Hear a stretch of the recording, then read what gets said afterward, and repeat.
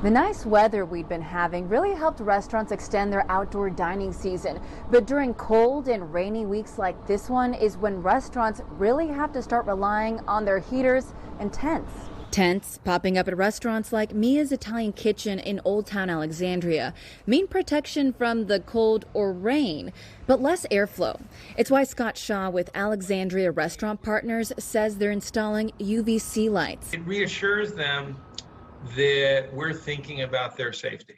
And we are. We're thinking about it all the time in everything we do, from our sanitation standards. According to the American Society of Heating, Refrigeration, and Air Conditioning Engineers, ultraviolet energy could be a powerful tool to fight coronavirus. Fred Maxick, founder of Healthe, Inc., one of several companies selling this technology, says UVC light technology has been disinfecting hospitals for decades. From a surface standpoint, it's where the light is emitting and shining down onto.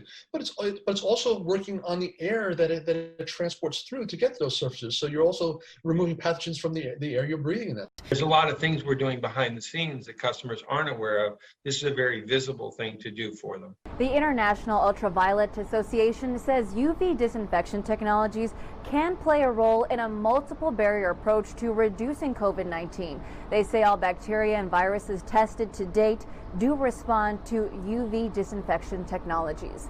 In the district, Juliana Valencia, News 4.